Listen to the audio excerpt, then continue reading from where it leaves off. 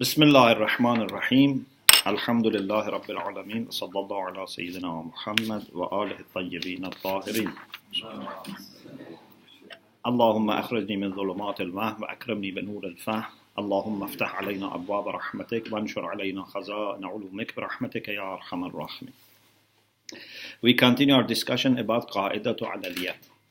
After talking about the meaning and the proof for that, we go to the third discussion, and that is whether this qaida, this rule, is a matter of hukm taklifi or hukm wad'i.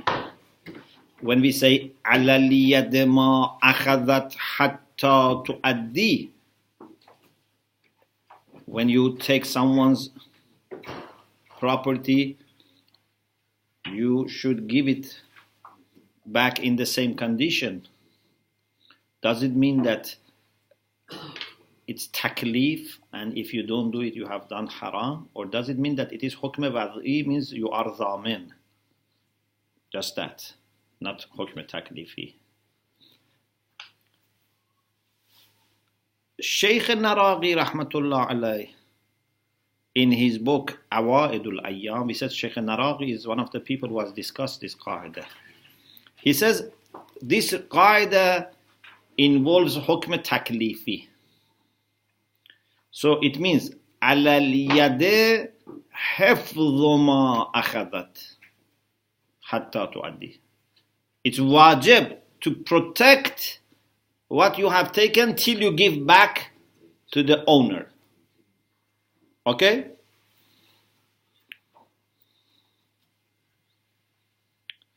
So for him, it's not about zaman.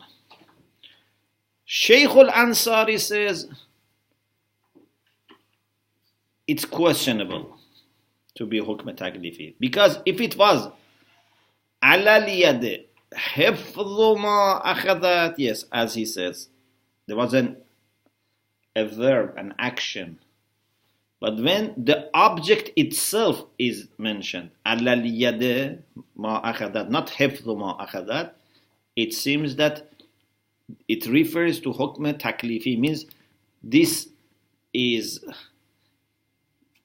a kind of zaman, a kind of liability, a kind of responsibility that he owes to the other person, to the owner.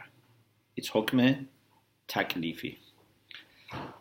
Shaykh Irwani says, for us, it's again a matter of what uqala say here, because we said we don't have trust, or we don't have way to establish that hadith. If that hadith was there, ala liyad ma akhadat, if we have verified that hadith, then we could discuss the meaning and interpretation of that hadith. Okay? As I told you, if there is gharinah lafzi, or it's a lafz, it's a text, you can see what's zahir. But if it says sirah uqala, so let's look at uqala and see what they do in such cases. It seems that uqala in such cases believe that not only you have to give back quickly someone's property when without his permission you have taken, but also you are responsible for any damage, any loss. Yes, uqala say this. So it's not only a matter of taklif, it's a matter of taklif and hukm wad'i. You must quickly take it back, otherwise you have committed haram, plus you are dhamin, you are responsible, and if it's damaged or wasted or lost, you are to compensate. Is it clear? Now, if the object itself now is not available, if the object is available, I must give back the object, yeah? If you have taken someone's car without his permission, you have to give it back. You cannot say, I keep this, I buy him a brand new car. No. You have to give him the same car. If that car is damaged, is burnt or whatever, is lost, then you go for mithl. Means something similar. If there is no similar, then you go for qima, for price. Okay? For example, there's a student who has a book. Yeah? You should give him the book or a similar book. Not just give him the money and say, you go and buy yourself. Maybe he made, efforts to find this book. You cannot just give him the market value of the book. Is it clear? Mm-hmm. So, either the object itself or it's similar, it's like, if not possible, it's price. Now, a very good question. What about benefits of that object? For example, I take your car without your permission. And after 5 days, I give you back your car in the same condition. Or if the condition is worse, I pay compensation. Okay. With respect to the car itself, it's fine. Am I also responsible for the benefits that I have made from this car? For example, in these 5 days, I also have used this car. The rent of the car in these 5 days has a price, yeah? So is it enough I give you the car? Or I have also to pay for the benefits I have made. So it's called al-manfa'ah al-mustawfa. Mustawfat min al-mustawfa. The benefit that I have made. Sometimes I take the car and for 5 days I park it. I don't use it. But again, you could have used it yourself. So there is manfa'a, but ghayrul mustawfa. You understand? So this car has a benefit. I may have made that benefit or not. Am I responsible in both cases or one of them? Is it clear? The car itself is clear, but we are talking about the benefit. Or another thing,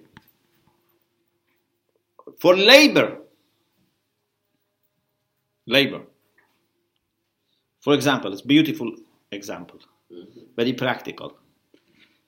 Suppose someone takes someone's clothes and gives it to a tailor and says, buy for me a beautiful suit. The tailor makes a beautiful suit. Then we realize that these clothes didn't belong to him.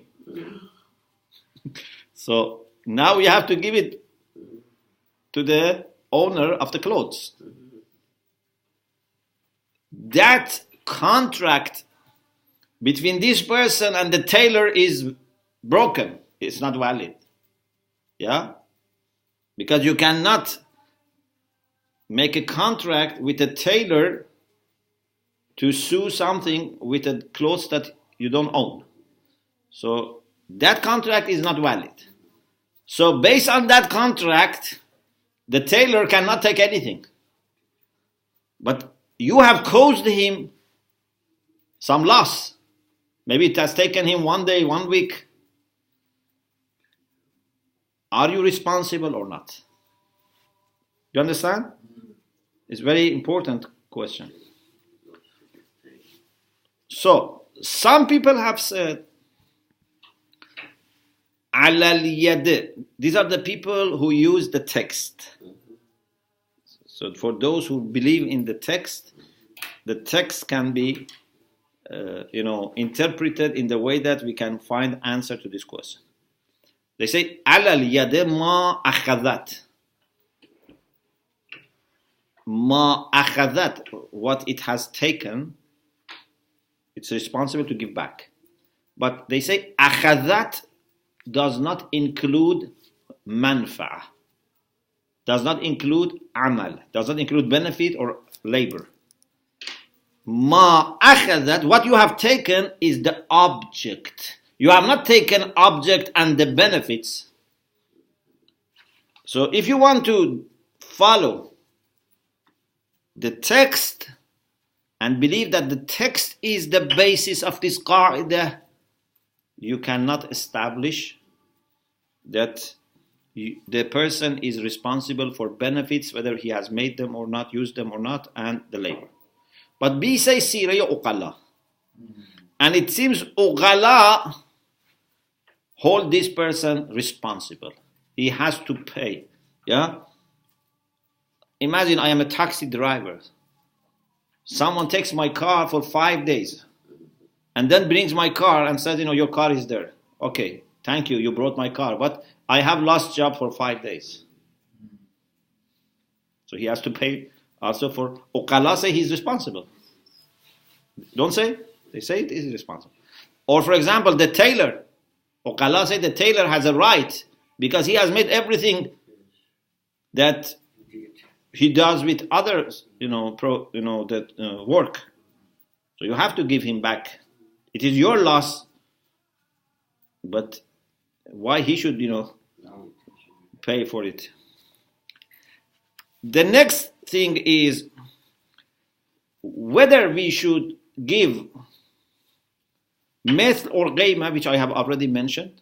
If you cannot give him the same thing, if it is not remaining, it's lost, it's destroyed totally, you give meth, something similar. If not, you give the price. But then there are two more questions. Look at this. If someone has something,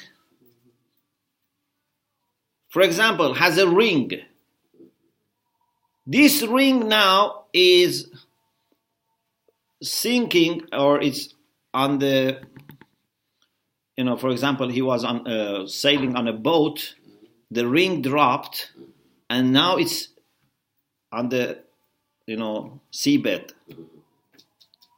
and we need 2 days to find this ring. Does he have to give for these 2 days that there is no access? Is haylula. It's haylula, means something has occurred as a barrier, as a obstacle for the owner to reach. This person is not using it. No one is using it. We need just 2 days to get it back. This is called al-haylula. Is there any badal? Is there alternative? Is there any cost that you have to pay as compensation? Okay? It seems that uqala don't believe in this. Yeah, they say he has to give back, but now he doesn't need to pay for these 2 extra days to find it or to get it back. But if there is a cost, ujratul rad, for example, you have to hire someone to go, to dive and find it out. Who has to pay? The owner or this person? This person has to pay.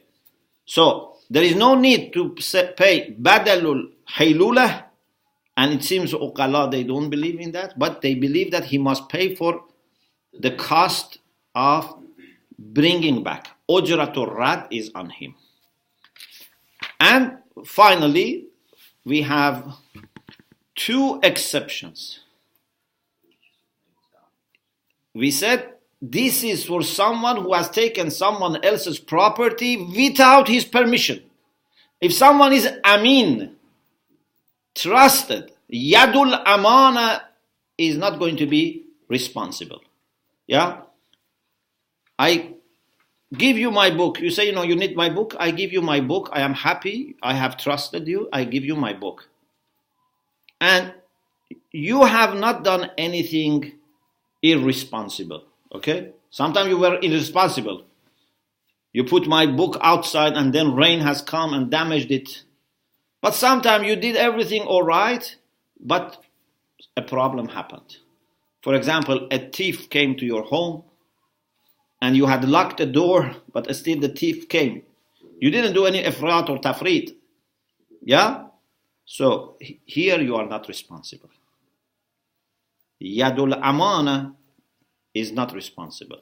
So the hand which is trusted is not going to be responsible as long as he does everything, rationally, not that he's careless about it. Yeah? You take my car and then, you go, very, very fast and in a dangerous way and you have an accident, that's another issue. There are riwayat, for example, Sahih of Mas'adat ibn Ziyad and Ja'far ibn Muhammad and Abih and Rasulullah, that Rasulullah said, لَيْسَ لَكَ أَن تَتَّهِمَ مَنْ قَدْ ائْتَمَنْتَهُ. The one that you have trusted him, you shouldn't question him and accuse him. If you trusted someone, don't accuse him. Okay? So, this can be sometimes when amana is given by malik, by the owner, or amana is given by shari'. And also there are few issues, because the time of salat, I don't want to delay salat, a few issues about when there would be financial liability. There are few cases that inshallah we have to mention, so we need only 5 minutes, but I think we leave it inshallah for the next session. Wa akhiru da'wana and alhamdulillah rabbil alamin. To take your property if you're struggling by